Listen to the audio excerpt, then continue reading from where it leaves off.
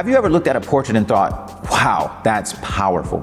Chances are it's not just the expression or the pose, but the color that's doing all the heavy lifting. In this video, I'm going to show you how to add drama to your images through the use of color, whether you use strobes or constant lights. I'm excited to get into this content. Let's hop right in. Color affects emotion. Think red and orange. It's intense and passionate. Blues and greens feel more calm and mysterious. When we control these colors through light, we're basically painting an emotion onto our subject.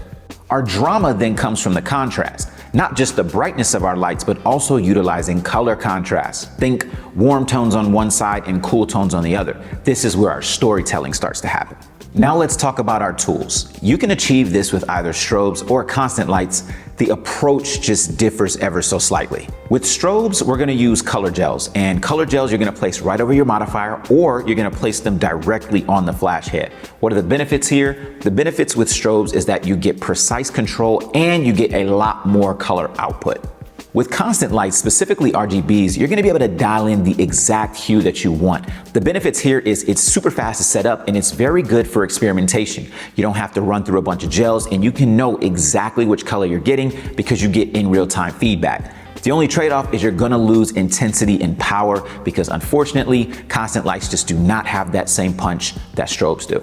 Real quick, it's my birthday in a few days and I'm turning 33, so everything on my website is 33% off. Every bundle, every playbook, every cheat sheet, everything 33% off, no exceptions. So tell your boy happy birthday in the comments, first and foremost, halfway to Unk, and then click the link in that bio and go get yourself something so you can learn and elevate your photography.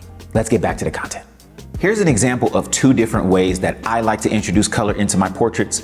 As you can see on the left, that is going to be me using strobes in my overall image. And this image had about 6 lights that I was using, and the strobes were working in tandem with the gelled lights in order to create sort of a gradient background. So I wanted the top part of my background to be a deep blue, and then I wanted the bottom part of my background to be a pure white, while also having some sort of hard light on my subject. The reason why strobes was the way that I chose to do this is because I needed that power output. I needed a ton of output through my gels in order to saturate the top part of my background the way that I wanted to. And ideally, I would have used even more gels in order to saturate that bad boy even further.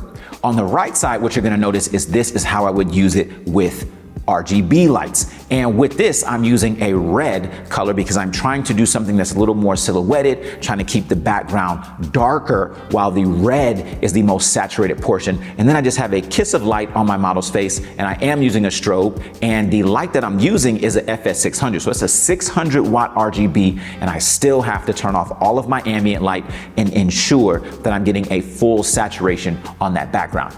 The biggest difference here is that when you use strobes, you don't necessarily have to cut out as much ambient light, and it makes it a little bit easier to use multiple lights because you do have enough power to kind of punch through and still let your other lights shine the way that you want them to.